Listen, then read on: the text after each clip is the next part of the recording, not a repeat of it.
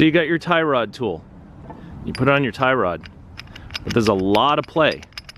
And if this thing slips off while you're trying to install it or remove it, that's going to be trouble. So you take these washers and you slide them over the tie rod. And now, tie rod tool has no play at all.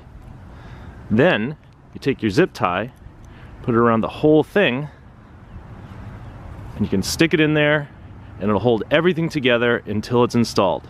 Now I did have to modify some washers to get ones that would fit in here properly, but that's pretty easy. So there you go, a little trick for installing and or removing inner tie rod ends. Thanks for watching.